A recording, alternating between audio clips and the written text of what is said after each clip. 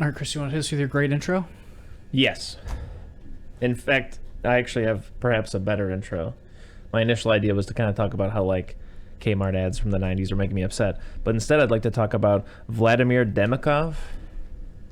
Okay. Are you familiar? Chris is showing me a black and white photo of a man in a lab coat holding two dogs, I think? I think they're sewn together. Also, Elton's here. And also the cat's meowing very loud. Yeah. Uncharacteristically loud. So this is the man who has completed the first, in the 30s and 40s, especially after World War II, he was very active. First successful lung transplant, heart transplant. And also, for 29 days, this dog stayed alive with two heads. Did it have two brains, or did it have... Okay, so it's just two dogs sewn together? Yeah. Why do you do this? Science. Elaborate. Like, what science? To see if it's possible. Okay. And so the answer was for 29 days, yeah. Yeah. I mean, obviously there are huge problems, and I was actually reading a breakdown where someone had talked about like some of like the advancements that have happened since that would actually make what he did even easier. Okay. But also there are certain things that you just cannot be at this point like done. I mean, like, for example, nerves. You can't really like connect the nerves of two separate beings. Uh-huh. You know what I mean? For one. But yeah, so I saw pictures of this today, and just tell me how you're feeling on that. I feel bad about it. Yeah? There's more. There's like, there's that. He's drinking some water there. What about the top dog? How does the top dog drink? Well, like this. Oh, okay. Yeah. Yeah, the color. Here they photos are make it sleeping worse. together. Oh, you hate it in color? Yeah. So you don't like looking at this? Is that a different dog on top? That might be like a taxidermied or like a replica of the situation. Here's a diagram of what was going on. Can't I think in the understand first photograph you can see the dog has like the black splotches over its eyes. Okay. Some people don't necessarily believe it happened. Yeah, I'm finding this hard to believe, if I'm being honest. Yeah? I do like that the top dog is piggybacking the other dog. Yeah. Like, got arms spread over its shoulders. Yeah. It's really fun. Yeah. And it sucks, because dogs always look happy. I can't tell if they're in pain or not.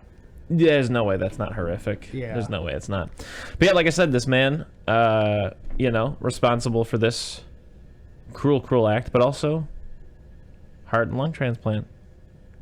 So, there you go. Do I approve of this? No. Well, that's good to know. But I'm also giving it a 10 out of 10. This is very interesting. Wait, Yeah. so are you telling me that the heart and lung transplant was this? No, separate. These are all separate Oh, experiments. okay, Yeah, so this the guy heart was and just going crazy. Right, he just sewed two dogs together because he Yeah. could, and then Yeah. also did that other thing that was good. Yeah, he was just kind of vibing on this one. Yeah, it's insane to think about how, like, sometimes a lot of times there's conjoined twins. Yeah. And it's sometimes impossible to get them apart. There's a Denzel Washington movie about it. Uh-huh. Actually, it might be Cuba Gooding Jr. And then I Can't scared you with remember. something the other day. Didn't And I then this scare guy's you? just like, you know what? I'm going to do it on purpose. Yeah. What'd you scare me with? I scared you with the idea that one of them dies first. Yeah. And you're Oh, conjoined. yeah. And you hated that. Yeah, he scared me and Alicia with it. Yeah. Apparently. There was another doctor, Dr. Robert White, who was inspired by this and apparently replicated it in monkeys. Cool. I don't know if I have pictures. I don't know if I have pictures of that, though. 3 monkeys. They do cartwheels real easy. Yeah, Chris told me the other day that when a conjoined twin dies, within like 12 hours, the other one dies. So you just got to hang out with your dead brother attached to you for a while. I'm not finding any pictures of the monkey situation. Although it looks like he didn't make a two-headed monster. More so he just put a monkey's head on another monkey's body. And Chris was telling us this about the conjoined twins. And I was like, well, I'm upset that you told me that. And Alicia was like, yeah, I don't want to hear anymore. And Chris went, oh, no, it's fine. They like had a lot of family that were very sad or something. He said something like that was like, he was like, oh, no, it's fine. Here's a way worse fact. Well, I was just talking about how they were like part of like a Barnum and Bailey's like circus kind of a thing. Anyways, this is a movie podcast.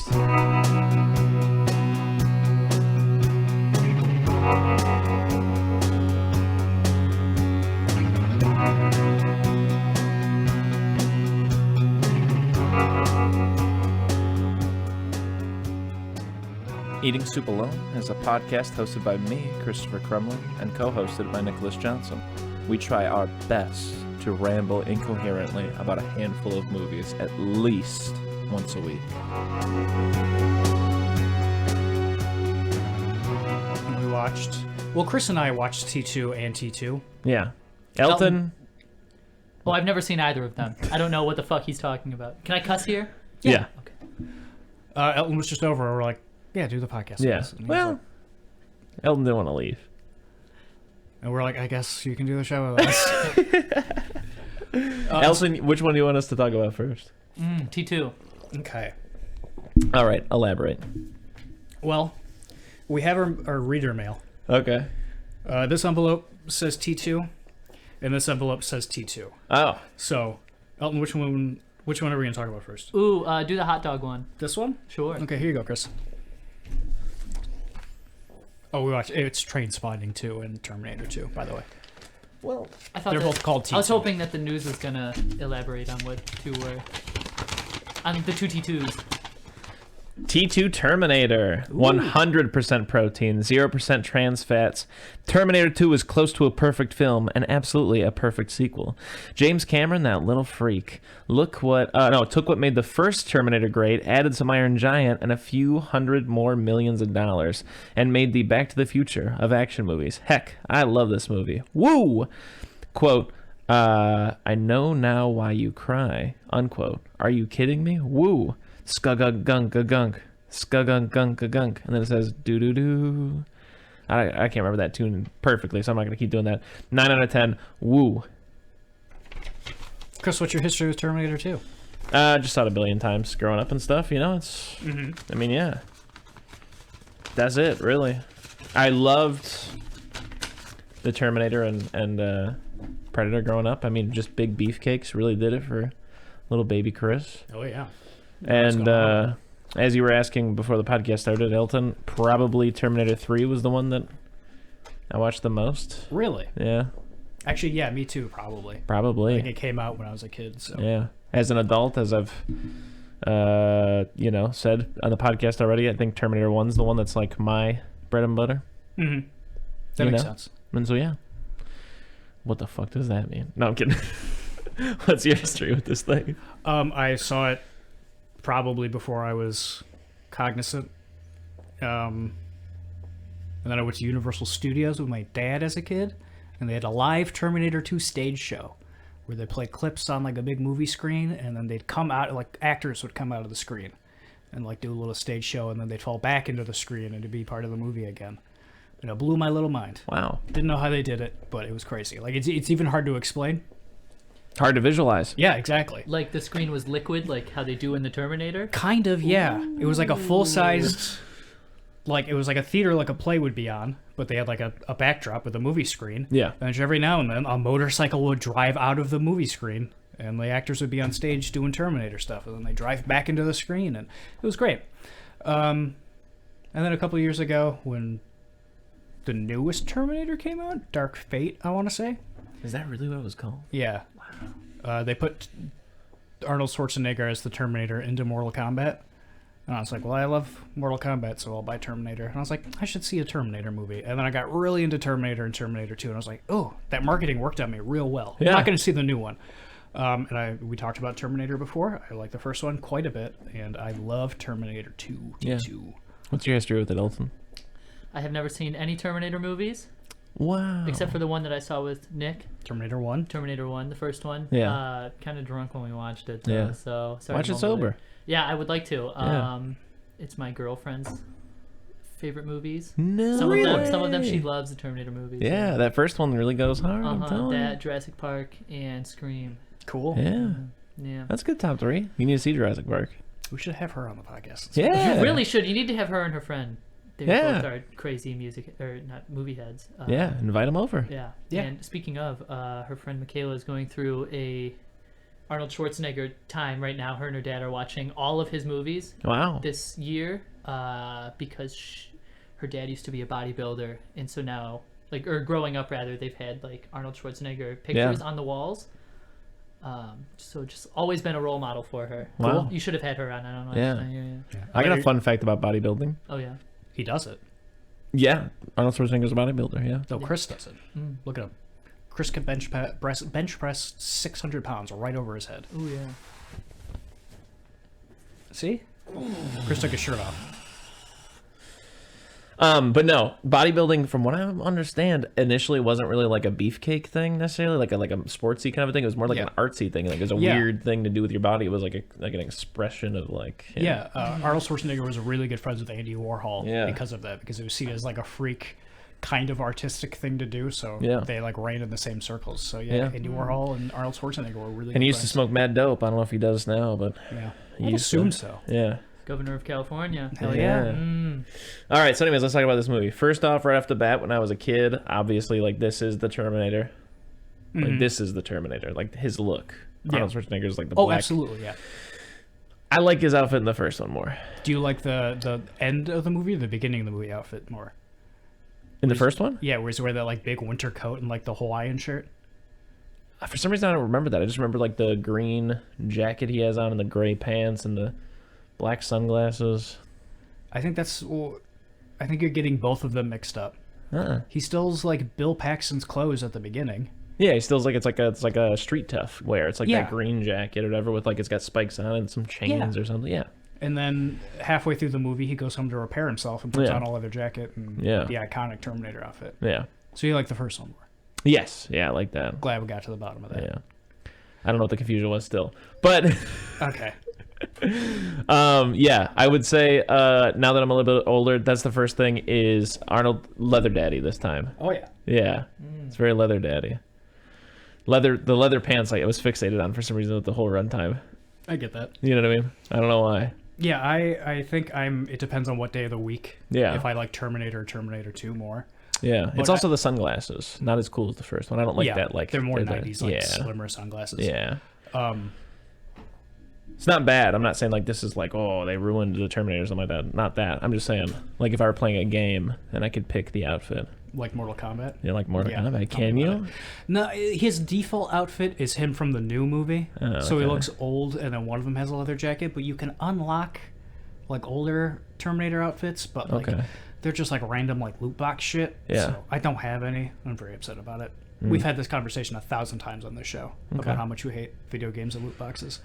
So I'm not going to do it again. But I like Terminator 2 a lot. Yeah, you want to talk about the outfit at all, or you want to barrel forward? I got nothing about the outfits. You nothing? Fine, it just looks like sleeker, newer, higher budget. They didn't find it at a thrift store version of the last movie, Yeah. But no, we were having a conversation, was it last week, about sequels? Yeah, I think we might have, About how there's not a lot of good sequels. That's not necessarily what I was trying to get across. I was more so trying to get across that I don't care about sequels too much. Okay. You know what I mean? Like, there are great examples. I think that's what we're talking about, like The Godfather 2 or, like, Terminator 2, you know, or whatever it is. But I'm not that, like, you know what I mean? Yeah. I don't know. It just doesn't, like, oh, they're making another one doesn't, like... Okay, yeah, I get that. Rustle my jimmies and get me all... going, you know. Well, this one rustles my jimmies. Yeah. I think this movie is the perfect sequel. Yeah. It's like they both feel like two different movies because there are two different movies. But what we said we like so much about Terminator 1, it's just it feels almost like a student film because it's such low budget and it's got a charm to it. And this one I think has a charm to it, but it's absolutely like a big budget Hollywood charm to it from the 90s. And I just think this movie, I can't say enough good things about this movie. I think it's paced super well. Every scene in this movie matters, and it moves you on to whatever's happening next. The action in it is just buck wild, off the charts, so good. Like I've seen this movie a handful of times, but like when we watched it the other night, when they're driving down the highway at night toward the end of the movie. And they're the truck with the little house on the back of it, you know? Yeah. And the T2 or the T1000 or whatever, Robert Patrick, the Liquid Terminator, is like on their tail in a big semi truck. Again, and he like crashes into the back of them, and Arnold goes, "Take the wheel," and like someone takes the wheel, and he steps like out of the window, steps on top of his truck, just in one motion walks off the back of his truck onto the semi truck, and just starts. Just gets in there, starts blasting it into the windshield. Yeah. And then like breaks the windshield, grabs the steering wheel and yanks it to the right. And this all happens in one motion and in one shot. And I'm like, I almost said it out loud, but I didn't want you to make fun of me. I was like, oh, fuck. That's so good. Like, Yeah. so much of this movie is just that. Yeah. My one complaint is that they kind of, like, I know the reveal that Arnold's the good guy in this one. Yeah. I feel like that would have been so cool if I saw this movie and didn't know when he's coming down the hallway. Elton. Yeah, I bet. Yeah. All right, I'm gonna run it down for Elton since he's never seen it. Yes, so Arnold shows up at like a biker bar. It's like a dive bar, very wood. Kicks the shit out of some bikers because he's basically like, give me your clothes on your bike and I need it now. And they're like, you know, and put a cigarette out on him kind of thing. And he beats the shit out of him. Probably kills a couple. Oh, yeah, he throws a guy onto a stove. Yeah, and he's like, ah, as he's like touching it, you know, that kind of a thing. Sure. Yeah. Then Robert Patrick comes in. Less Robert- buff, yeah. but you see his ass, which I You do. appreciate. You don't see Arnold's in this one. In the last one, you see his Yeah. ass, and in HD, you see his beepus. Yeah. And he kind of seems to beat up, probably kill though, like a cop and take the cop's uniform in the cop's car kind of a thing. Yeah, it's great. It's a great juxtaposition. The good guy in this movie is dressed like a biker, Yeah. and the bad guy is dressed like a cop the entire time. Yeah. Love it. And so that was one of the big things that I want to talk about the thing or whatever, or sing its praises, is yeah, definitely like if this were 1990, they definitely set it up almost up until like the mall scene where like it seems like Arnold is the bad Terminator again and Robert Patrick must be the good one, even down to their builds, because Robert Patrick has more like a Kyle Reese thing to him. He's like lean and he has a very soft face, and even when he goes to talk to, because they're both after John Connor. I don't know if you know the plot of the first one. No. Okay, this is a 10-second recap. Sure. Sarah Connor is to give birth to John Connor, who is going to help humanity fight back the Terminators in the future. Both the Terminators and John Connor send two separate people back in time. One of them is a Terminator to kill John Connor. The other one is a guy who's supposed to kill the Terminator before he can kill John Connor. Okay. 15 seconds. You were just 5 over, but that was great. In this one, it's happened a second time, except instead of sending a person back, now the good guys have sent a Terminator to fight the other Terminator, but the new Terminator is even more advanced. He's made of liquid metal, so he's even more dangerous. Anyways, they're both after John Connor again. So yeah, there's a scene where Robert Patrick shows up at John Connor's foster parents' home because his mother has been institutionalized for telling people that they're Terminators who are going to end the world one day. Right. I have a note written down here. It says, John's foster mom hot. Go on. I don't know about that. I have a note right after that says, John's real mom hot. Go on.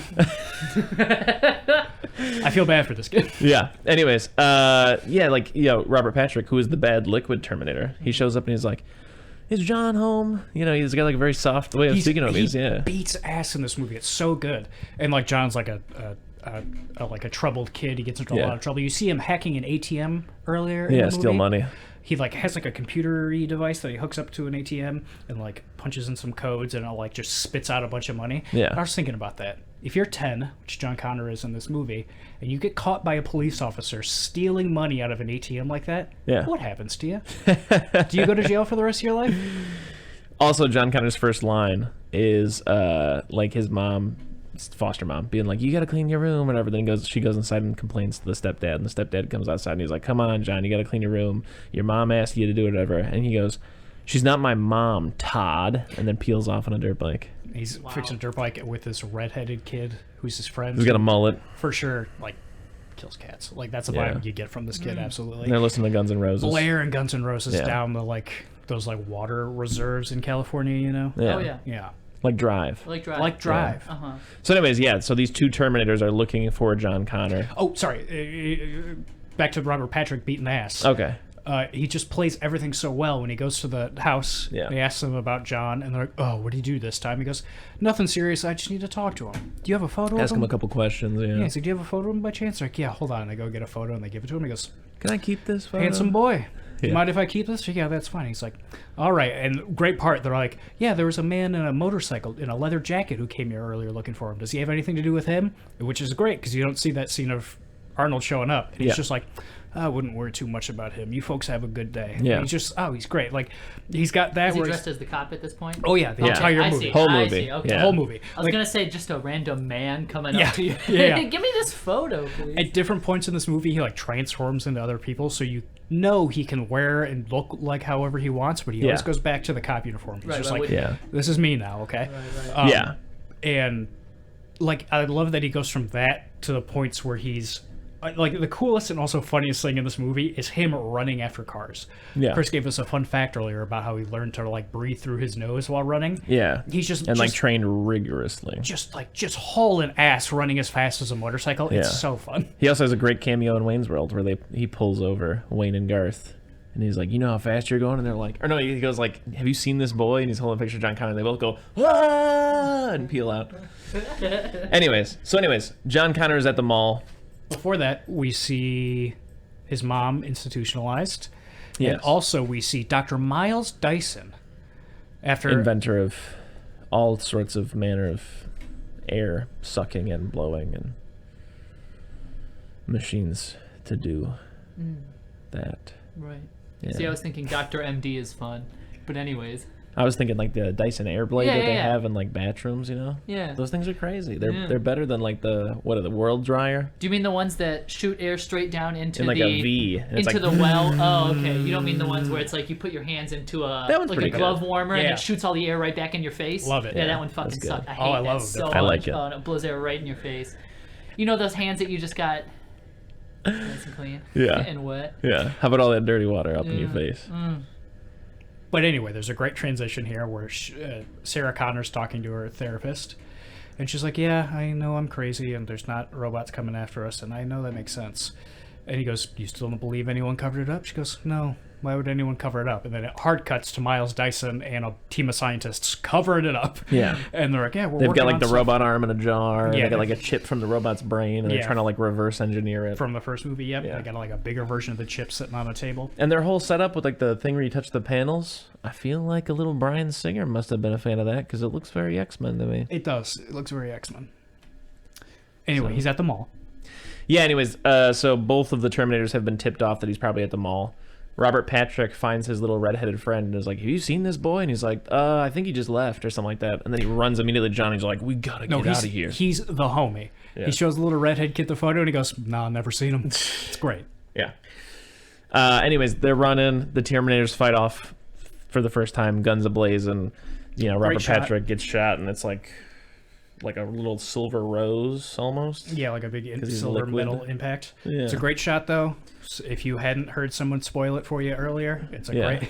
You see just Arnold like looking for him this whole movie, and he's carrying around in this mall a box of roses, and John Connor's Godfather. Yeah, John Connor's running from Robert Patrick's Terminator, Liquid Terminator, and he's running down these like surface halls in the mall. He's like and then he like busts open a door, and Arnold's on the other side of the door, and he's like, fuck, two bad guys, and he turns around and starts running the other way, and it gets stopped by Metal Terminator. Yeah. He's like, and Arnold Schwarzenegger goes, get down, and opens the box, and there's a shotgun in it, and he gets down and he shoots Liquid Terminator and then grabs John.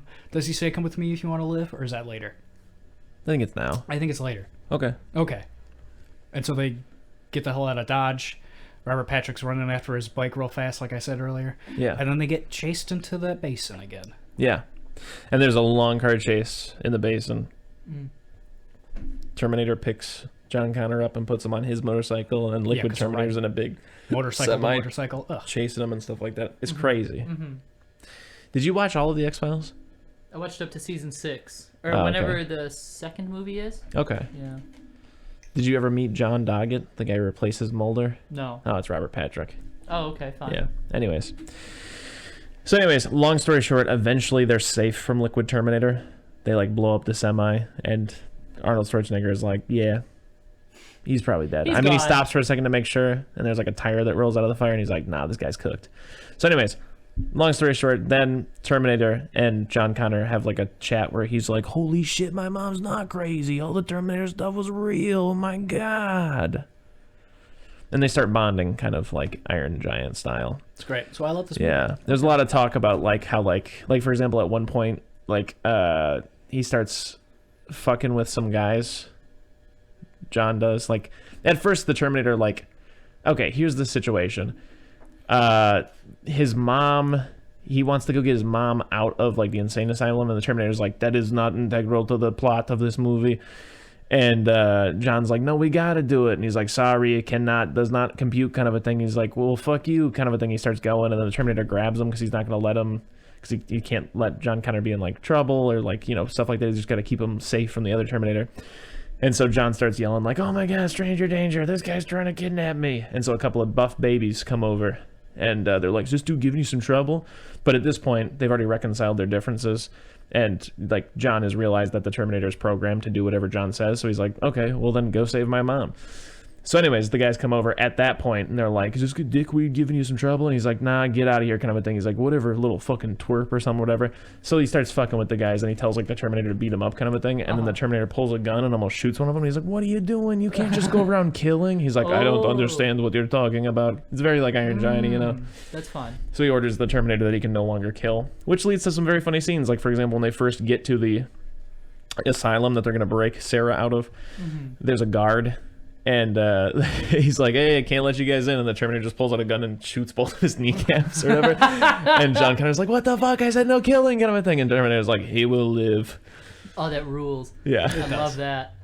So in this second movie, is John Connor younger than in the first movie? In the first movie, he's not even born. Sarah's not even pregnant with him. That's the twist. I'm going to spoil it right now. Okay. John Connor in the future sends the guy back who fucks his mom and gets his mom pregnant with him.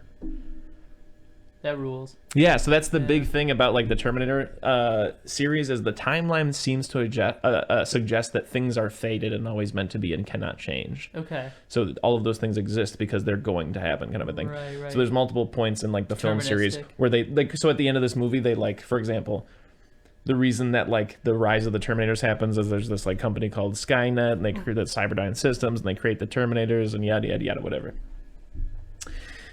It exists because of what was left of the first Terminator, like that arm and chip we see, and they throw it into the fucking thing or whatever. But then in the third one, they establish that like all they did was delay it, like it's an inevitability. This happens. This just happens. Yeah. Interesting. So anyways, back to where we're at in the movie. Sarah Connor, another kind of funny thing. It's not played up for laughs, but it's like technically ironic in the story.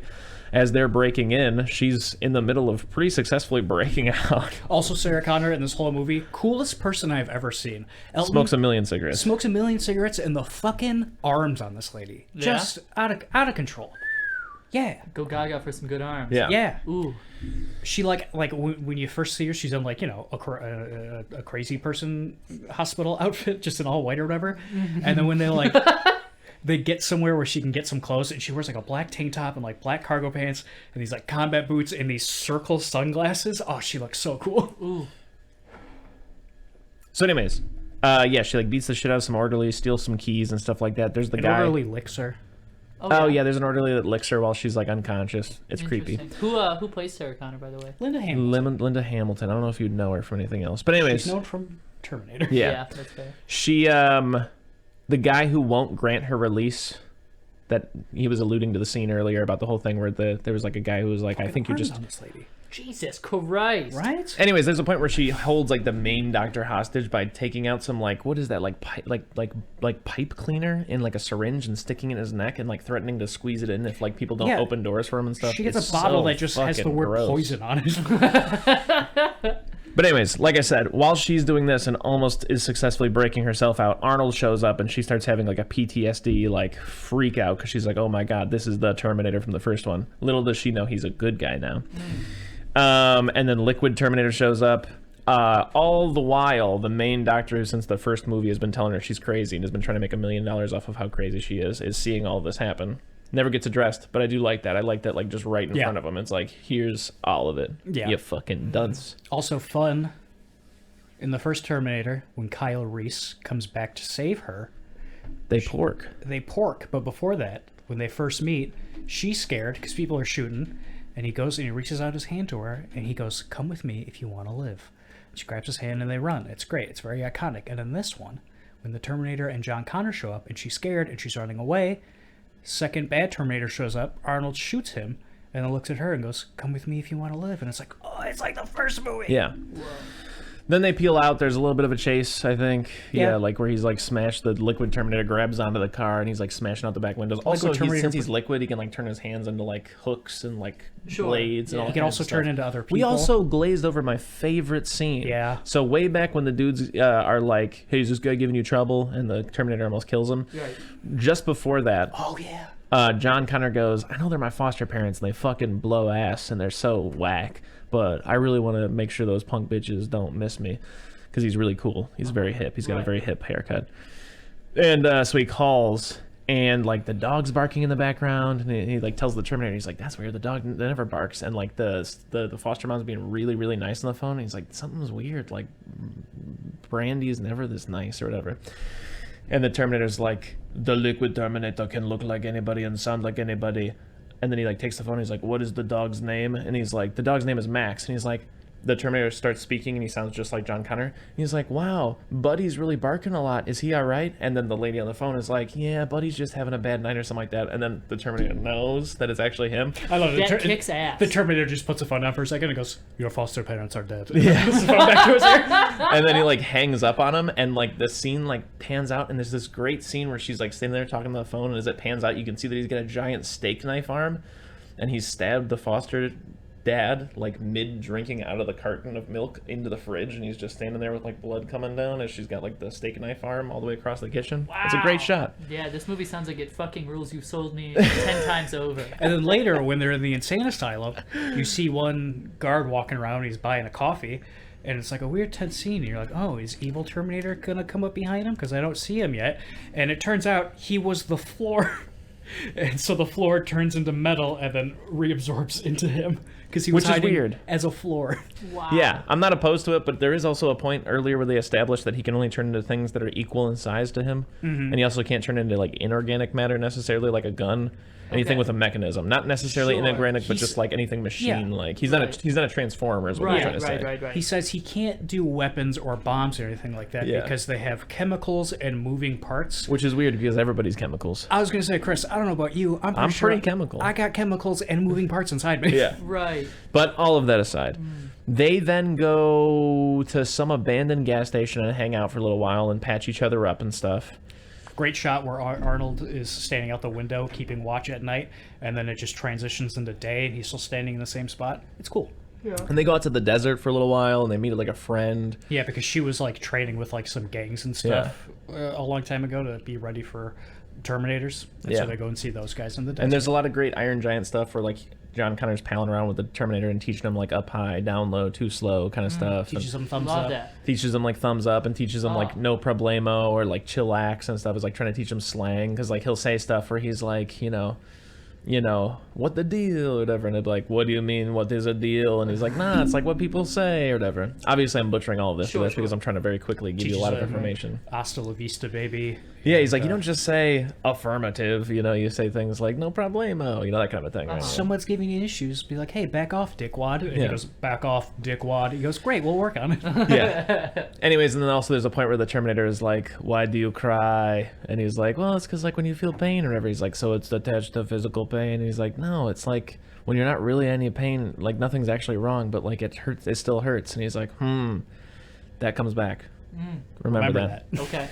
Anyways, Cries out liquid Terminator. then there's some like then there's like a scene of them doing that with no sound, and Sarah starts monologuing, and she's like, all the stepdads in the world, and it turns out that a giant metal killing machine is the dad that he always needed. That was the missing part. This is the only person who could ever stack up to what John needed out of a dad. Kind of thing. A man who won't get drunk and beat him or abandon him. Yeah.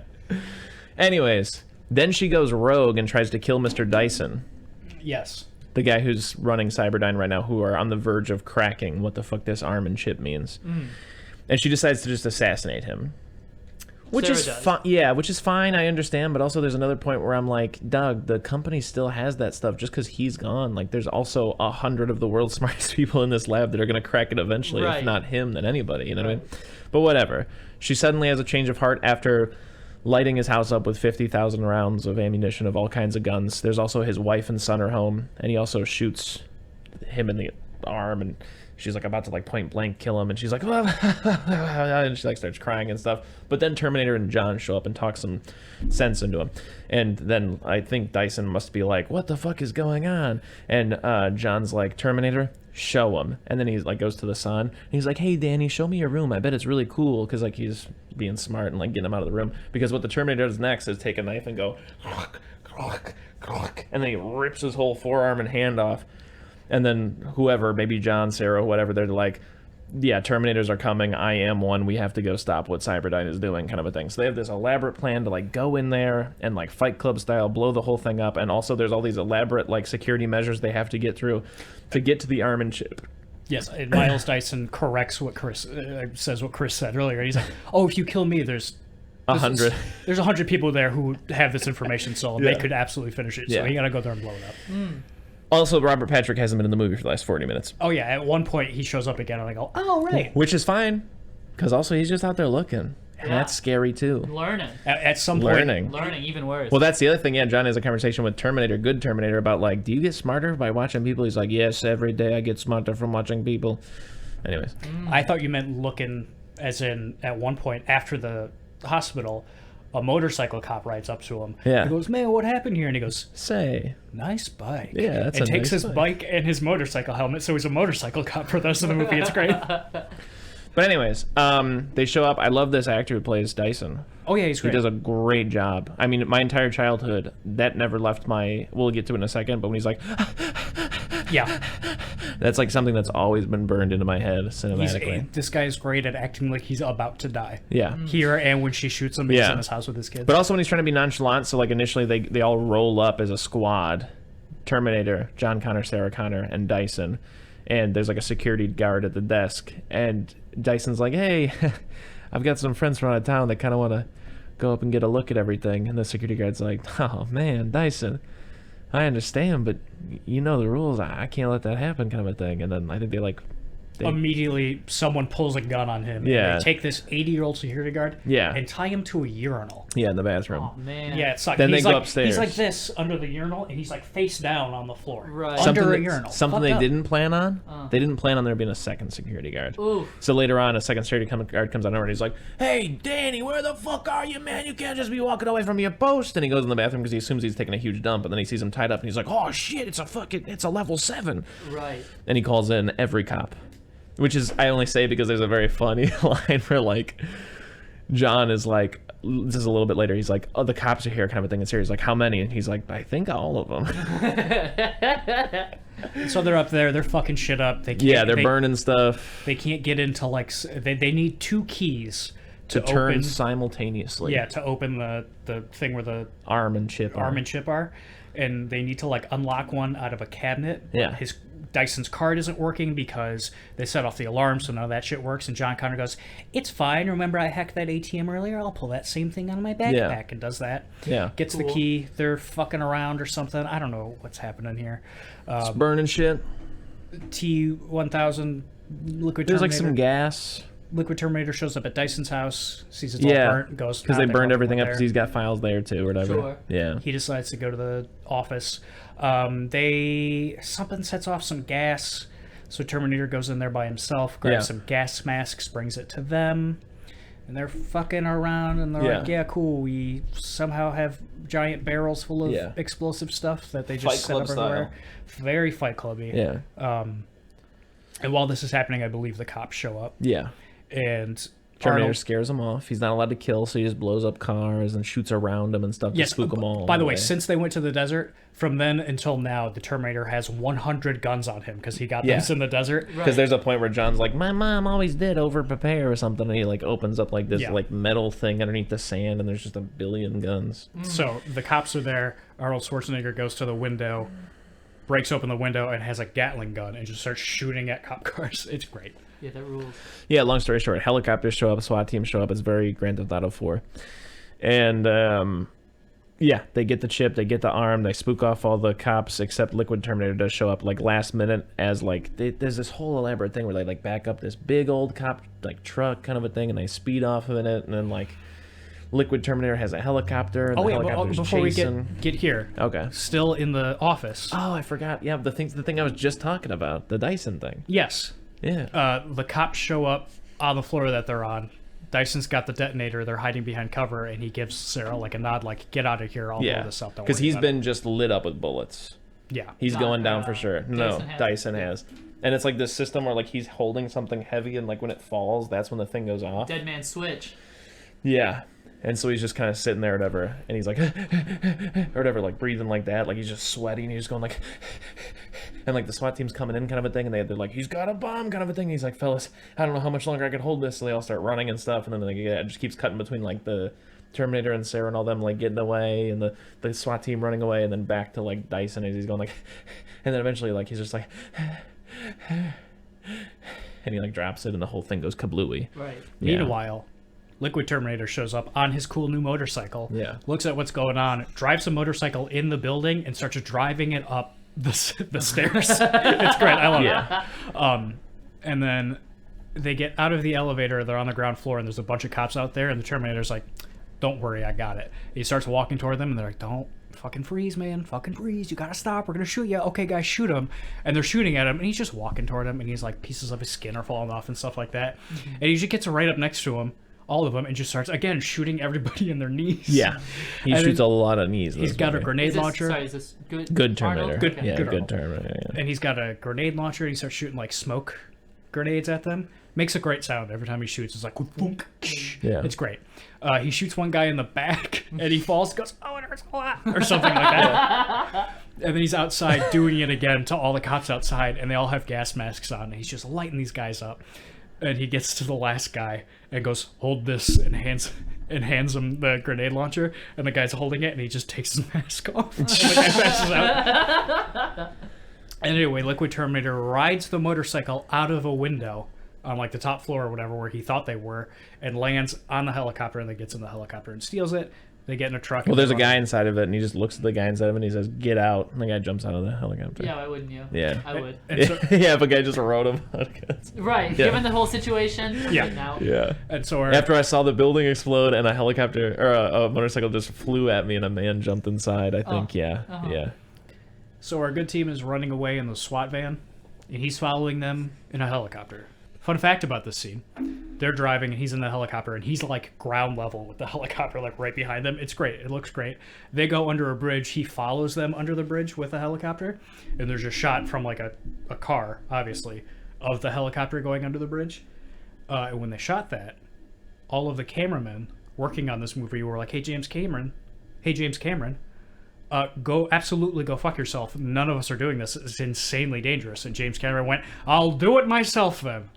Isn't that awesome? And he did it himself? He did it Good himself. for yeah. you, James. Anyways, Stick to your vision. Kids, There's all never this- give up. there's all this crazy stuff where somehow the Liquid Terminator gets out of the helicopter and now he's driving another car. And they're just shooting and ramming each other and all kinds of stuff. And Sarah has to take the wheel at one point, and then John has to take the wheel so that what he talked about earlier, where the Terminator can get out of the car and walk in the back of the truck and then start shooting into the... Because I think he's in another semi, the Liquid Man. Yeah, he gets finds into another semi, semi-truck, yeah. And they eventually end up at a foundry, and he like tips the semi-truck over, and the fun thing about it is that it's full of liquid nitrogen, and it gets all over the Liquid Terminator, so he turns to like glass and like kind of like shatters. Good Terminator shoots him, and he shatters into a million pieces, but it's in a foundry, so it's really hot, and so he melts, and he becomes liquid again. And yeah, it's just this huge set piece finale where like the Liquid Terminator bests Good Terminator. His arm gets caught in like a gear and ripped off, and he like stabs the Good Terminator, and the Terminator seems to die. He just has this big piece of machinery that he's just slamming against him over Yeah, and for a over little again, while. and he turns off. Yeah, this whole bit is obviously epic, but it also reminds me of Freddy vs. Jason's finale. Yeah, absolutely, It definitely yeah. feels like that kind of a thing. Anyways, yeah, so he dies, but spoilers, in like 5 minutes, there's this point where like his like shit comes back on, and it's like rerouting power, alternate power, whatever, and he comes back to life. And he's able to save the day in a little bit, but you don't see him much. You just see that rerouting power thing. What else is going on is Sarah's trying to fight off the Liquid Terminator, but she really can't. And then she's like, he like uses his finger to like stab her into the wall kind of thing. And he's like, "Call for John." And she's like, "Fuck you, motherfucker." And he's like, "Call for John, call for the boy right now." Because the John kind of just hidden somewhere, and he's trying to get her to like be like, "John, honey, come here, it's safe," kind of a thing, or that kind of a thing, or whatever. And she won't. Yada, yada, yada. They're just running all around. It's crazy. It's pandemonium. Eventually, Sarah gets to shoot him a couple of times, and then the Terminator shows back up prone on top of a gear that's turning. It's almost like a Charlie Chaplin type shit. And he like shoots him kind of a thing, and he falls back into the liquid metal, and he's like, "Ah!" He falls back into the like lava that's in this Yeah. foundry. Right. Yeah, and so he's been bested. The Liquid Terminator is no more. And they're like, "Cool, great. Now we take the old Terminator arm that we got from the place, throw it in the lava, take the chip, throw it in the lava." Very Lord of the Rings. Very Lord of the Rings. And they're like, "Cool. great. All the Terminator stuff is gone. Let's go get In-N-Out Burger. Let's go get In-N-Out. And Terminator goes, no. There is one piece left. And he takes like a big button, like industrial button, Yeah. and hands it to Sarah. And he goes, I cannot self-terminate. You must lower me into the lava. Yeah. And John Connor's like, no, you can't. You're my dad. You're my robot dad. Yeah. And there's a very touching scene yeah. where Terminator hugs him and then looks at him and goes, I know now why you cry. Oh, it's so sad. And then he just slowly gets lowered or whatever into the lava and stuff like that. And then eventually all that's left is his hand, and he does the thumbs up to the kid. Oh, no way. That's so radical. Yeah. Oh.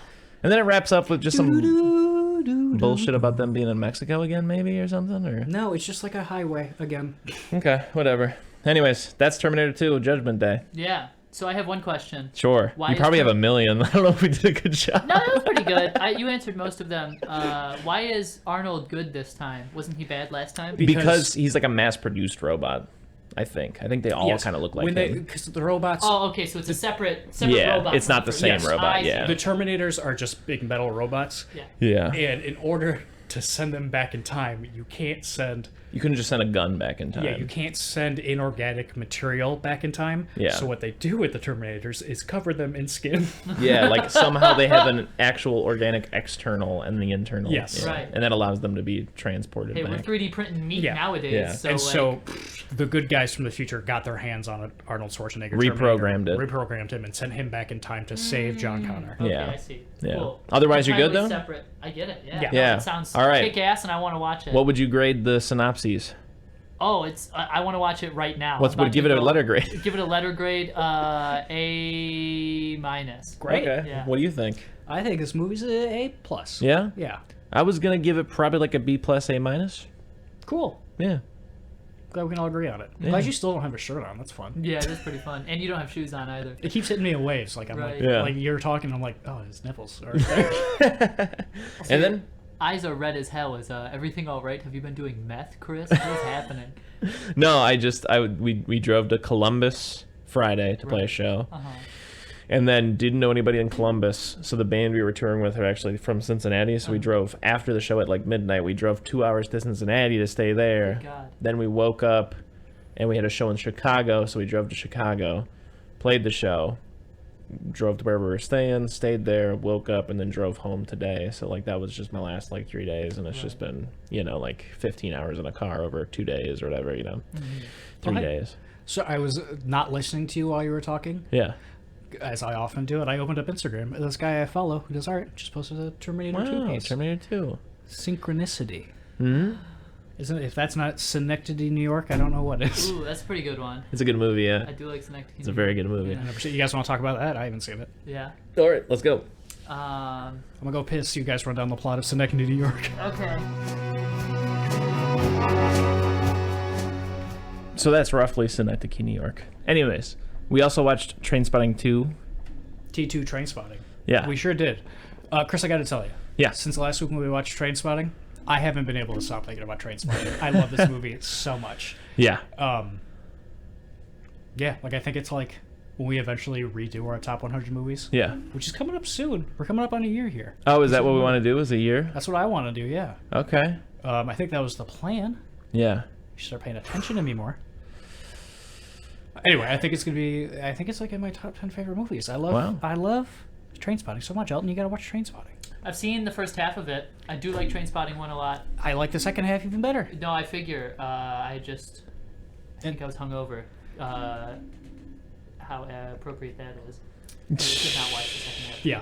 Also, sorry, in order to talk about Trainspotting 2, we're probably going to spoil the ending of Trainspotting That's 1. okay. No, Yeah. I mean, how I feel about spoilers is that, like, I know what's going to happen, but it's still the entire sensory experience to watch the movie, and that is what you are missing when you get It's the the spoiler. journey, not the destination. Right, and that's what's most important. So, I'm fine with knowing what's happening. Also, I will probably forget. The retention great. I have for verbal things is almost none. Great. So yeah, I love Trainspotting. Yeah. More than I ever knew I would. Yeah. It's great. I'm glad you. We got have no it. history to speak of because this is a film we've both just seen last week. Yes. So. Really? Right. I thought you had seen it a lot, Chris. I thought No, it was- Trainspotting 2 is what we're talking about. Oh, okay. Yeah. Chris had no desire to see Trainspotting 2. No. And then we watched Trainspotting 1, and Chris was like, I want to see Trainspotting 2, and just looking it up, and it has pretty good reviews. Yeah. And so we rented that bad boy, and we watched Trainspotting 2. How much longer do you think Trainspotting 2 is than Trainspotting 1? It's at least 20 to 30 minutes. You're dead right. Yeah. And it feels like, we said it last time, I think Trainspotting feels like a 3-hour movie to me, but it's a tight 90, and it's great. This movie feels like, if I'm being honest, 45 minutes, and it's 3 hours long, like almost 3 hours long. Yeah. I think there was an observation we both made independent of each other that sums up the movie perfectly. Yeah. Which is just that this is what happens when you don't make a 10-hour Netflix season that should have been a movie. Yeah. Like in the modern style kind of a thing. Like this is like, it just feels like that. Like the whole time I felt like I was watching a supercut of like a 4-episode reunion smashed together or something like that. While we were watching it, I wrote down a note, and then Chris immediately said that, and my note was, this feels like HBO Max presents Trainspotting 2, the series. Yeah, which I'm not totally upset with, just because, like, you know, we both and many people the world over have voiced their disdain for that style of television, but also, in another breath, it's just that, you know, it's just got that classic modern sheen of like post Breaking Bad, slow, not a lot of music, a lot of quiet, a lot of just, you know. Speaking of which, and speaking of our views on modern television and how we're not super psyched about it, I just watched Barry. I watched all of Barry. Yeah. Oh my God, Barry's so good. Also, I have another letter to read. You do, but I want to talk about Barry real quick. It's good. Here's Barry the letter. rules. Thank you.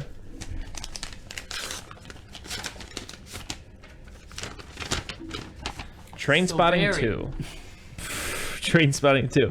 Have you ever had your father sit you down at the kitchen table and say something like, "Son, I want to tell you a story," and then he spins up a yarn from his life, something from when he was your age, hoping it connects with you, hoping it shines some sort of light on whatever it is you're going through or in your own life, or for one reason or another, the moral of the story is just not getting through to you.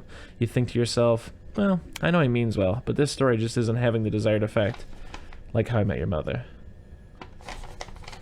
And maybe, just maybe, when you're older, you think about your dad's story, and now that you're closer to your father's age when he told you this tale, that story resonates just a little bit more. It's just that, you know, when you're in your teens or in your 20s, your father's a 40-plus-year-old, you know, point of view is impenetrable to your dumb little young mind. That's what watching the sequel to Trainspotting feels like. Still, it's a fine film. 7.5 out of 10. You don't often do the decimals. Interesting. Me? Yeah. I didn't write that. Oh. We don't usually get decimals. Can you imagine aiming for Big Fish and getting How I Met Your Mother? That sucks. That sucks so much. So, yeah, this movie... Right off the top, I like this movie. Sorry. Didn't mean to interrupt you. Yeah, I like it. Yeah. It's one of those things where, like, that, you know, this is... Terminator 2 is an exception. There are movies that are obviously exceptions. But this is an example of, like, when a sequel is entirely for the niche audience of the people who have seen the thing, kind of a thing. Like, I would not recommend this to someone who hasn't seen Trainspotting. Oh, of course. Whereas, like, Terminator 2, you could be like, oh, yeah, you could see it. You don't have to see the first one. You know what I mean? Mm-hmm. This is just entirely, like, you know, I kept thinking about, like, how it kind of reminds me of, like, season 3 of Twin Peaks, but kind of in the sense that it's, like, the opposite of what David Lynch was going for, you know, because there's that whole thing about how David Lynch was trying to, like, do the opposite of what Reunion, you know, series end up being these days. Yeah. And so this thing is entirely just kind of giving you more of what you want, which is fine, because honestly, I do like that, as long as it's done well, kind of a thing, you know, like, I think this was handled tastefully. Yeah, I think this movie, like, with the sea of movies that come out that are legacy sequels, you know, from movies that came out 24 years ago. Yeah. I think this one is the exception to all those. I was literally thinking about that, you know, when you went off to the restroom, I was thinking, this is probably the best example I can think of just getting the band back together movie. Yeah, exactly. You know what I mean? Like, just that thing where 20 years later, everybody's like, let's hang out again. Yeah, like, this one feels like it makes sense, and it, in a way, feels like, oh, we're going to wait 20 years before we make Trainspotting 2. Not like, hey, let's make Trainspotting 2. We're all old now. Mm-hmm. It feels like a little bit planned. Yeah. But that being said, just my biggest problem with this movie is, like, I watching it the entire time, I was like, I'm connecting with none of this. Yeah. This movie's happening. It's not bad. It's not boring me. Mm-hmm. I just kind of front to back don't care. Yeah. You know? Yeah. And I think, like our letter said, I think the way I connected with Trainspotting, when I'm 40-something, I might connect with Trainspotting too. Mm-hmm. Yeah, this one, I personally connected a lot with the idea of like, there's the girlfriend of Sick Boy talks about how like, in her country, everybody like the past is for forgetting, and like how here it seems like everybody's kind of like stuck in the past in like a very romantic kind of a way.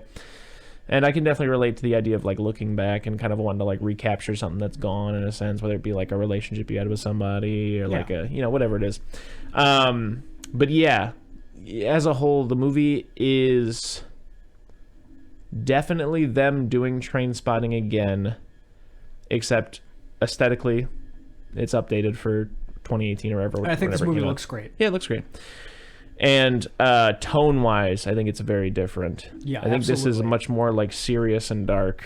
It's not as lighthearted and whimsical. Because even when things get real, it's still kind of silly. Like the second half of Trainspotting is the more serious half, but also you still have things like Begbie coming to stay with Renton in London, and as I said, I could see it being spun off as like a British comedy TV series. Yeah, I think this movie I think the opening scene is a great example of it. It feels like Trainspotting, but as hokey as it sounds, it's just older and more mature. Yeah, in a way. Yeah, like the beginning of Trainspotting. It's all of them running from the cops down the street to Lust for Life. And it's great. It's so energetic, and I love it. The beginning of this movie is running on a treadmill for a very long time. You don't even know which person is him. It's just everybody from the back running on treadmills. Because he has like long hair in the first shot. Yeah. Even he doesn't have his hair cut short. And so honestly, I didn't even recognize Ewan, to be honest. Because usually when he has long hair, he has a beard. Yeah.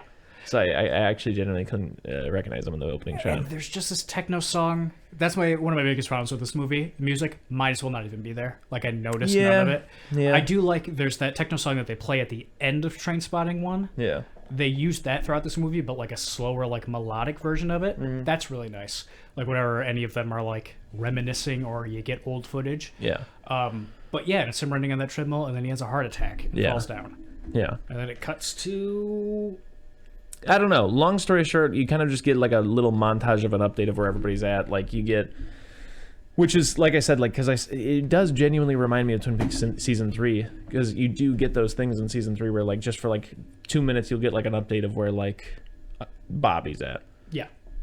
And that's kind of like what the first like 10-20 minutes of this movie is. It's like you see a little bit of Sick Boy, who's now like a blackmailer who blackmails his like hose clientele. No, it's just money. It's just the one girl. It's his girlfriend. Yeah. They're both running this blackmailing racket, and it's just strange. And he also runs his mom's bar. Yeah, knew a girl in college who used to do that. Cool. Nice.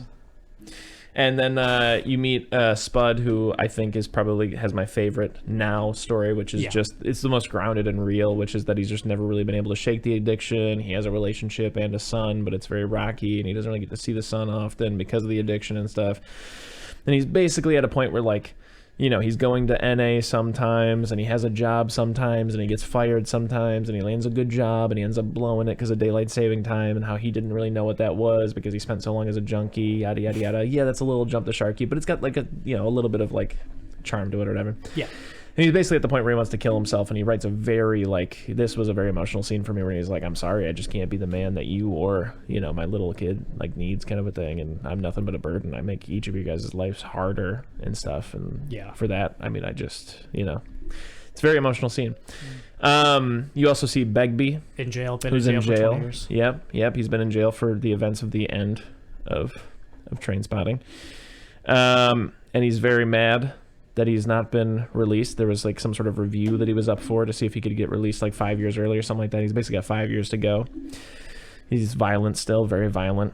And it seems to imply early that he basically has a plan on how to kind of like sneak his way out. And you see that unfold later. I'll spoil it now. He has a guy stab him so he can be taken to the hospital for care. Yeah. And like, this is a weird thing about this movie. Like I said earlier, it's more mature, yada, yada, this and that, except... And sometimes it's not. Yeah. Because, like, the first movie, at times, is wacky. Mm-hmm. But in a way that I really love. Like, when he shits out his suppositories in the worst toilet in Scotland. And then he has to dive into the toilet. And his whole body goes into the toilet. And then it cuts to him swimming underwater to find them at the bottom. All that stuff, it's great. And it's, like, it's my favorite thing about movies. That's, like, a piece and, like, an emotion that you can only describe that way in a movie.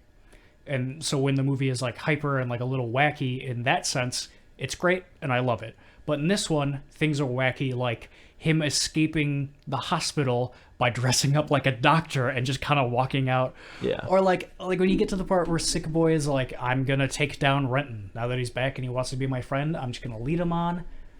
And he just turns into this, like, I imagine in my head during the scene he has like a Dracula cape on, and he's like, I'm gonna lead him on until the end, and then I'll take him down. It's like, all right, this is a little. It's just a little less imaginative, I suppose. Yeah, is it's a good just way to put it. Less fantastical. Yeah. So anyways, so Ewan McGregor, Renton, is back in town, and he decides he wants to see Spud, happens to save him from killing himself. They have a little confrontation.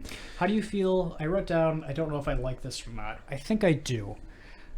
Spud's trying to kill himself. Mm-hmm. He overdoses himself on heroin and then ties a plastic bag over his head. So he suffocates, yeah. So he suffocates.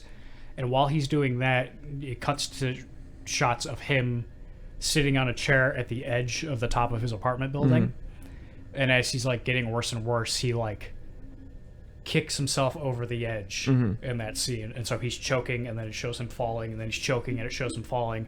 And Renton shows up and kicks his door down and like goes to like rip the bag open. And when that happens, you see the shot of him falling. Renton comes and catches him. Yeah. How do you feel about that? I like it. Yeah, I don't know if I do or not. I like that. I feel that way also about, we missed it, but he goes to see his dad. And his mom died a few years ago, and he didn't go to the funeral. Yeah, but you can still see her shadow there on the wall. Yeah, it's the same shot from the first Trainspotting, Yeah. but instead of the mom being there, it's just her shadow. I don't know if I like that. I liked it. Okay. I liked it. Do you think you would have liked the suicide scene more if it would have just pulled away from the, like, was it just the catch that you didn't like? Might be, yeah. Like if they would have Like- just stopped showing him like falling, you know, and it was just him ripping open the bag, and that was just the break back to reality. Yeah. I see. I think it was just like a nice creative way to like keep it a little light, which reminded me of the first movie, how they'll do like serious stuff, but they'll also tend to keep it a little light. I could see it being easily corny if it were done in another film. I get that, yeah. I don't think it was corny. I Yeah. just don't know if I like it or not. Yeah. I'm very, very hung up on it. Yeah. I also feel that way. I wrote 3 down in my notes. How do you feel about the freeze frames? Oh, that's fine. I didn't mind Yeah. it too much, yeah. I don't know That if was like a fun. I didn't think it was too much kind of a thing. I didn't think they did it too often. I'm torn on it. I don't know if I like it or not. Yeah. Every now and then at the end of a shot, they'll just freeze frame on something for a couple seconds. Yeah. And talk over it. No. No, just stay there. Okay. Yeah. And then continue the scene. It's very strange. Yeah. First thing I don't really care for too much is that like him and Sick Boy get into like a over the top actiony like fight. Yep, Like, that's another moment. when they first see each other, because he's still mad about the fact that the movie ends with Renton making off with all of the cash that they scored. And yeah, I don't mind them coming to blows. I just think it was too over the top, and like, yeah, it just. I mean, they like beat the shit out of each other like it was a Jason Statham movie. Yeah. I do really like though when he saves Spud. Yeah. Spud is angry with him. Yeah. And he's like, fuck you, you ruined my fucking life and now you're ruining my death? He's like, what do you mean? I gave you $4,000. And he's like, I was a junkie, Renton. What'd you think I was going to do with it? Yeah. I blew it all on heroin. Yeah. But the last thing I'll say about the fight scene is just because, like, I mean, throughout the whole movie and even in this movie, like, they're all just kind of losers. I don't really think they have the ability to kick ass. Yeah. You know what I mean? Exactly. That's just weird. They're just old guys. Yeah. But anyways, you know, there's a bunch of stuff that ends up happening. Long story short, Begbie is out of prison. He's escaped, and he goes home, and he tries to fuck his wife, but he can't get hard because he's old now, and he's got a son, and his son wants to go to school to be like a manager of like restaurants and hotels, and Begbie thinks that's a joke, and so he takes his son out like to rob houses and stuff like that because that's what Begbie does, and his son doesn't like doing that, so eventually his son is like, hey Begbie, I don't want to do this anymore, and his dad doesn't take that very well. That's all going on with him. Also, simultaneously, he's kind of in contact with Sick Boy about like, hey, Renton's, like, I know where he's at kind of a thing. He's not in town, but like, I'm going to send you some details so you can get your revenge because Begbie really wants to just straight up murder Renton. So there's a little bit of tension. I just don't think they set up the tension well enough that like Begbie is out there and after Renton, and Renton is also in the city, but Begbie doesn't know Renton's here, which is very tense, and I wish they would have played that up a little more. And Sick Boy and Renton go into business together. They're going to open a brothel, and they're trying to get some kind of money. About 100,000 grant, yeah. From like some kind of grant. But before that, they need money still because they don't know if the grant's going to go through, and they go to that club. Yeah, and they're stealing credit cards. They go to like basically like the UK version of like hardcore evangelical, like conservative type. And I don't really understand exactly what's going on, but it's something to do with, like, 1700s, like down with the Catholics, supporting the king before Parliament happened type old schoolery, Yeah, there's just a group of just older people in there doing this, and people are up on stage singing and stuff like that, and they're just walking through, like, pickpocketing credit cards out of people's pockets. Yeah. And they go to leave, and the bouncer stops them and goes, "Oi, you new here? You haven't sang a song." And they're like, And they have to go up there and, like, improvise a song. And I thought this was going to suck. Yeah. This might be my favorite part of the movie. It's one of my favorite scenes, yeah. They go up there, and it's not like a movie thing where, like, they just suddenly pull an amazing song out or something. He just goes to Sick Boy, he goes, "You know how to play piano, right?" He's like, "I know 2 chords. I learned 2 chords in school." "Okay, do the 2 chords and I'll figure it out." Yeah. And he goes up there and he starts doing, he's like fumbles for a very long time, and then he starts doing the 2 chords, and he just, Ewan McGregor starts pulling a song out of his ass about how, at first he's like off key and it's not really working, and then he tells Sick Boy to, like, pick up the tempo a little bit. And basically it's a simple format where he comes up with a line that ends with something that rhymes with the second line the whole time. Like, the second line always stays the same. It's very simple and believable that he would the make second up on the line side. is like a "No More Catholics" or something like that, and everyone's like, "Fuck yeah!" And everybody loves it. And they leave, and then I love that whatever was happening, whatever they were celebrating there, happened in 1690. Like, it's written on the walls everywhere. And so when they go to try their credit cards in the machines, they just like, go 2 out of every 3 works as 1690. The pin is 1690. It's great. And then they're doing it, and they're like, "Cool, it's midnight. We can start doing it again." Yeah. Let's just clear these people out of all their money. They go home and they're smoking cigarettes and they're watching, like, football on TV and they're drinking beers. It reminds me of the first Trainspotting. When they're on their way back home, they're just gabbing about football to this girl who doesn't care. And while they're going on and on about this football player, they're driving down the highway. Footballer. There's a projector against the side of the car playing clips of that football player while they're talking. It's great. It's a nice shot. It reminds me of the first Trainspotting. That's nice. So yeah, they're chatting about all the football stuff and they're talking over each other, and it's another reference back to the old movie because there's a scene where they go to a club and you can't hear anything they're saying, so it's subtitled, and it's the same thing here. Also, Sick Boy, so much cocaine in this movie. It never comes around or anything like that. He's just constantly doing coke. Yeah. Also, I wrote down, I guess it's a Scottish thing, but everyone says, "Are you taking cocaine?" Yeah. Instead of doing cocaine. I love it. It makes me laugh every time. Sick Boy's girlfriend is kind of in, like, this, like, love square where she kind of has, like, a relationship with Ewan and they're fucking and stuff like that. She kind of has a relationship with Sick Boy, but in her mind it's only professional, and Sick Boy thinks it is romantic. And then she's also kind of got this weird, like, friendship that seems oddly, like, romantic but primarily platonic with Spud, where she's, like, encouraging him to write things down. Okay. That, like, he's got this story to tell, and so, like kind of almost the C plot of this movie is that he's in the background writing the first, like, the book that is Trainspotting, kind of a thing. Okay. And you just got him all in these legal notepads. He's, like, trying to get, like, clean off heroin and just writing and putting pictures of his past on the wall because he went to, like, his parents' house or his ex-girlfriend's house or whatever and got his, like, sentimental box, and he's just putting it up, and when he finishes a page he just puts it on the wall and stuff like that, and he has a separate copy that he, like, gives to her at a certain point for her to read, the girl that he's got the love square thing with. Right. So that's one plot. There's the other one where Begbie's stealing and trying to find Renton, and then there's the one where Sick Boy and Renton are, like, trying to open this brothel, but Sick Boy's undermining him and wants to, like, get back at him and is planning to steal the $100,000 out from underneath him, kind of a thing. And also, the most wild thing to me is I wish it had a better tee-off, but it doesn't really, like, it just comes out of nowhere. Sick Boy and Renton just do heroin again one time. Yeah, it's very strange. I get it, but also it's one of those things where I was like, well, that was a quick...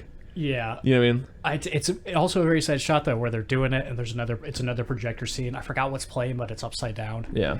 And it's a one long shot that goes from them into the hallway of the apartment, and Spud is just outside watching them. Also, a very nice scene I liked earlier that we went past. Renton takes Spud running and talks to him about his addiction. Just beautiful shots of the Scottish countryside and stuff like that. And he talks to him like, yeah, it's not that you need to give up the addiction. It's just that you need to change your addiction. Like me, I love to run. It's my thing now. You got to find out what it is. You should try boxing. It turns out to end up being writing. But and I love the shot when he's doing the boxing stuff. It does not go well for him. He gets his ass kicked. And then when he comes out, he's like looking around the street. And then it cuts to a flashback. It plays that quiet version of the techno song I said I like. And it cuts to a flashback from the first movie where they get caught by the police. And I think all of the flashbacks in this movie are done very well. There are even some scenes where they make new footage from the old movie, you know? Yeah. Like, they have, like, actors playing them when they were younger, but you never see anyone's face. Yeah. And it's just shot the same, and it's just very tastefully done. Yeah. And I do like later when Renton is at dinner with Sick Boy's girlfriend. I can't remember her name. And there's like a something playing on the TV that's just like it's a TV show full of like security cam footage of like people robbing stores and stuff like that, but they just have these like cartoony faces over them to like hide their identity. Yeah, and stuff like that. CCTV when like if someone's been convicted of the crime they're committing, like apparently they cover up the face as the thing. Right. Yeah. Mm-hmm. Like an AFV with Tom Bergeron. Exactly. Right. And while they're doing that, like she mentions how they used to always say "choose life" as kids. Yeah. And so he gives a choose life speech now as a 40-year-old Yeah, man. talking about how like it was like a big like anti-drug Yeah. campaign in the UK, and so they would spoof it by doing the whole like anti-capitalism thing, or like instead of being choose life over drugs kind of a thing, it would be like comically like, oh yeah, choose capitalism, you know, like choose brand new Adidas sneakers and never wearing them, saying that you're gonna go to the track every weekend, but you never do. You always sit there and shove your fat fucking face while you watch America's Funniest Home Video. Yeah. That kind of a thing. And this one, he starts doing it again to explain to her what it is, and he just goes, choose Facebook, choose Twitter, choose all human interaction broken down into nothing but data, and it's kind of cringy. Yeah. But I do like, while he's doing that, it cuts to footage from the first movie where they're all running from the cops, but their faces are covered up like it was on that TV show. I'm like, that's fun. That's a lot of fun. Yeah. And then, Kristen and I were watching it, and we're like, oh, God, this girl's going to get up and leave. This is the most incel thing I've ever heard a man say. And he gets done, and she goes, I like you. And it's like, okay, well, he looks like Ewan McGregor, so I guess it makes sense. But anyways, long story short, there's a night finally where Renton and Sick Boy go out to the club, and Renton accidentally bumps into Begbie, basically. It's a funny interaction where they're in stalls next to each other. Begbie has stolen some Viagra to try to help him with his ED so he can fuck his wife, and he drops it while he's in the stall because he's about to fuck some girl he met at the club.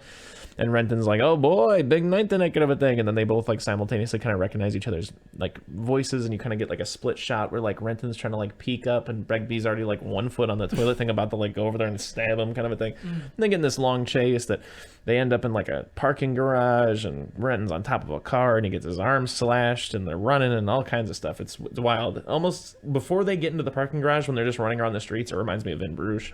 Yeah. And then once they're in the parking garage, whatever. But anyways. Also bothered me, inside of the parking garage is wet. Don't know how that happens. But yeah, Begbie legit wants to kill Renton for sending him to prison and all kinds of shit. Like, he's a violent motherfucker. Renton escapes. Yeah. I don't know where it happens or why it happens, but Sick Boy gets arrested. Oh, yeah, because someone basically rats at him about the blackmailing thing, so he's in trouble for the blackmailing thing, yeah. And so they go to find a lawyer. Yeah. It turns out to be Diane from the first movie. Which is his underage girlfriend from the first movie. Yes. And I do like that she's a lawyer now. Yeah. It fits with her. I think it's very funny. I like that she has had the same haircut for 20 years, I guess. That's fun. And I like that she's just in this scene. And when they leave, because he's with Sick Boy's girlfriend, they go to leave. She pulls him aside and goes, she's too young for you, by the way. Yeah. Like, get him, Diane. Anyways, the next major thing that happens is that Begbie goes to Spuds to try to put the squeeze on him about like where Renton and Sick Boy are, kind of a thing. And Begbie sees all the writing, and he kind of like ribs Spud for being a dumbass, and then has Spud start reading, and he's getting a lot of enjoyment out of like Spud's shit. And then some of the stuff ends up being a little too personal to Begbie, when Spud has already said that he never really wrote about Begbie, but Begbie tells him to go on, and he's like getting a kick out of it. And then there's an afternoon where he describes Begbie and the group like meeting Begbie's like drunkard dad and that kind of shit. And anyways, it's a great scene. I do like this scene a lot. Chris's favorite part of Trainspotting 1 is there's a scene where they're like on a balcony in a bar, and Begbie has a glass of beer, finishes it, and then throws it off the balcony behind him. Scene. Oh, yeah. And it hits a girl on the top of the head, and she starts bleeding. And then Begbie runs down and goes, "Oi, this lassie just got glassed. We got to figure out who it is." And when Begbie in T2 sees all the stuff, he has Spud start reading them. He goes, and then Begbie took his glass and threw it over the edge. And Begbie in real time goes, "Yeah." And then I went down there and said, "Aye, this lassie got glassed." Yeah, it's very funny. Anyways, eventually something tips him off or whatever, and he's got a lust for Renton, and he like finds the girl and like takes the phone and like texts to both Renton and Sick Boy to show up at Sick Boy's like mom's bar or whatever at the same time, and they both show up and they're like, well, that means Begbie's here, kind of a thing. Oh, also, the girlfriend at the time has heard the story from both of them that Renton took the money in the last movie and left, and she goes, oh, I'm going to take their money and leave. That's what I'm going to do. That's a great plan. Yeah, that's where the Spud story is going. So in the background, she's trying to get Spud to run away with him because Spud has potential, yada, yada, yada. Spud is also very good at, like, copying signatures. So he does that to, like, transfer all the money to her, and she takes off. Spud can't do it, kind of a thing. Yada, yada, yada. There's also this huge, repetition of this phrase towards the tail end of, like, first there's the opportunity, then there's betrayal, and that keeps happening and stuff like that. Anyways, the final climax is that all four of the main guys are in that bar, and Renton's trying to run from Begbie, and Renton ends up in one of those rooms covered in mirrors that were built for the brothel, kind of a thing, and Begbie's on the outside. And it feels like the fight you were talking about at the beginning, where it's like, this just feels like a weird action scene that does not belong in this movie. It's a little too high energy, like or like high action or whatever, like with a little too tense action kind of for Trainspotting, but that's fine, whatever. Yeah, he's like busting out the walls, and there's like a small moment where Renton is able to like appeal to Begbie, kind of a thing, where he's like, yeah, when we were kids, I remember the first day of school, you remember that, Begbie? I sat down next to you, you were older because you'd been held back and shit like that. Who'd have thunk we would have ended up here, huh? And Begbie's like, yeah, who the fuck would have thunk we end up here, kind of a thing. Then it ends up where, like, Begbie gets it, like, pushes him down a thing, and, like, Renton gets, like, tangled up in, like, some, like, Comcast cable kind of thing, and he's, like, choking, but it's, like, not strong enough to break his neck, because it's, like, just, like, a thin black kind of a deal, so he's just standing there, like, whatever, and, like, people start, like, attacking Begbie and get Renton down, and then Begbie's about to shoot Sick Boy and Renton with a gun, but then Spud hits him in the head with, like, a porcelain toilet kind of a thing. And they all kind of get away. Correct. And then they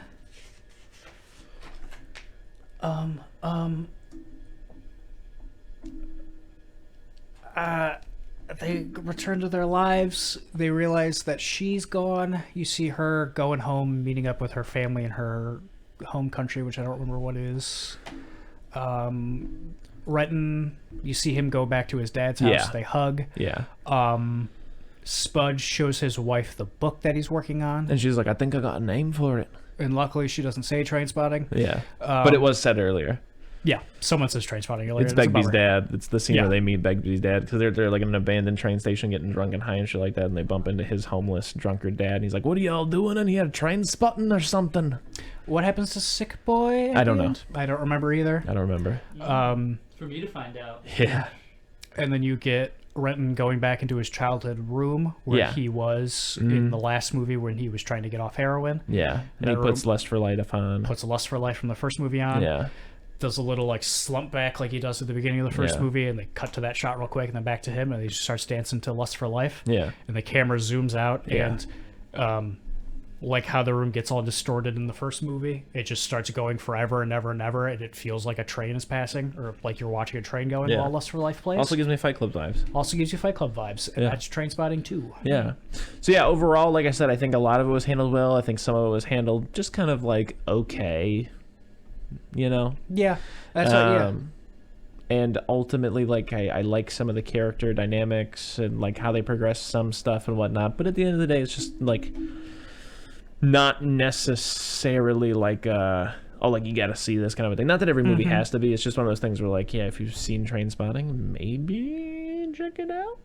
Yeah, exactly. Like, I don't know who I would recommend this movie to. Yeah. Like, I like it. It's fine all the way through, but again, it's just the nagging feeling that this whole thing, I'm like, this movie feels pointless to me. Like, it being made and also the plot of the movie just kind of feels meandering and pointless to me.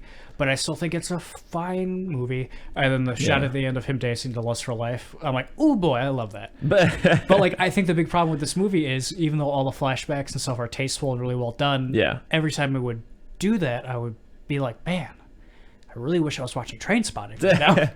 Yeah, I think the one thing they probably could have like saved this movie big is if they really, really had like something like heartfelt to leave you with about the idea of like the past and like how everybody's ruminating on it, and like because they set it up a little bit with like her talking about how like everybody spends time in the past kind of thing. And again, I think that's kind of like what you end up having to do when you do like one of these getting the band back together movies, is you have to like end on some point where it's like, wow, things are different now, but we all cherish what happened before. And, you know, time passes, and let's leave it on like an inside out note where it's like bittersweet. Like, you know, look where we are now and look where we've been. All right, good night, everybody. In a way, you're happy that the past has happened because you're here, you know. Yeah, like, I guess in a sense, maybe it would be interesting if, like, in some way they made, like, peace with it. I'm not saying everything was, like, perfect. I'm not saying that they wrapped it up with a bow, but, like, if there was just some way that, like, you left with, like, a sense of, like, wow, like, something that felt unresolved in the first movie kind of got tied up a little bit. Yeah, and it doesn't really. I think it might be the point of this movie that I might, again, appreciate when I'm in my 40s. Yeah. But, like, they all get back together and immediately fall into their old ways again. Yeah. And it ends with all of them getting fucked except for Spud again. Yeah. So maybe the point is nobody really changes. Yeah, and that's fine. Like, I'm just trying to... what I'm trying to get across is that, like, I just felt like there should have been, like, a bigger, like, sense of, like, like a sequel's job can be to give you this huge moment because you have you're standing on the shoulders of the first movie. Yeah, like, I guess a good way to put it that sounds too judgmental is to, like, justify its existence in a sense. Right. Yeah. You know what I mean? Because I do agree with you. It does do the thing that sequels do, that even Terminator 2 does, where it's basically doing the first movie again, but with a twist. Yeah, I get that. You know, the same thing that, like with Back to the Future 2. We go back to the past again, but the people who have already gone back to the past are there too. And we're doing the scenes again, kind of a thing. And Terminator 2 is literally just, there's a bad Terminator that's here to, you know, kill John Connor, and there's a good guy who's here to stop him. But this time, it's a Terminator. That's, you know, kind of thing. I think, like the way I said, like the way I said, I relate to the first Trainspotting, and I think like maybe the point of the movie, but what I resonated with is like, hey. When you're in your like 20s, you have some friends that you kind of just have to leave behind. Yeah. And it doesn't matter how much time passes, they're bad for you. Yeah. Because like when he leaves from everybody and starts having this great career, and everybody comes back and they kind of drag him down again. Yeah. I think that might be the story, but aged 20 years for T2. Yeah, but again, what I'm trying to say is like the problem being that Trainspotting ends on the scene where Renton is like, I have to get away from these people. Yes, whereas like this one doesn't really have that. It's just they get back together and then they just kind of all stay there. Yeah, no, I'm not trying to be like, oh well, I know what you're saying, but I think something else. I'm just saying this is what I think. I wasn't trying to disprove you. Yeah. I just think maybe this is the way. Again, like I've said 1,000 times, I think I will relate to this movie probably more when I'm older, because I will probably have the experience of like, hey, these friends I left behind when I'm 20, when I see them again in my 40s, oh man, nothing's really different. And I can relate on a small scale, like just when I bump into people that I knew, even just like before I met you or you and stuff like that, I'm always like, oh, okay, cool, still Whippet's still cool. Still doing your thing. Okay, cool. So yeah, that's another thing that like again, I do like the holdover from the first movie we mentioned in the first podcast, that like everybody is a piece of shit and nobody comes out of this like looking like the good guy. I do like that. I like that there's no drastic change. But yeah, like I said, I just think this movie just ends up kind of fizzling out at the end. Like it just like the main action set piece happens and then everybody goes home. The only one who really gets like a resolution is Spud, because he's got a book now. Yeah. So his circle is complete. But like Renton or Sick Boy, Begbie's dead, I guess, or in jail, so I guess his is done. But like you said, you didn't even know what Sick Boy's doing. Yeah. No idea. Maybe Spud started writing for T3. Hopefully. Ooh, maybe that's why he kind of left it on his cliffhanger. They're all going to come back when they're 80. So ultimately, C? Yeah, I'm going to give this a hard C. Hard C. And we'll see you next time, because that's that, Mattress Man.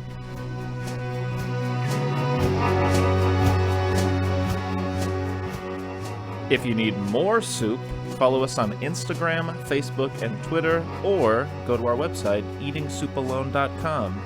And until next time,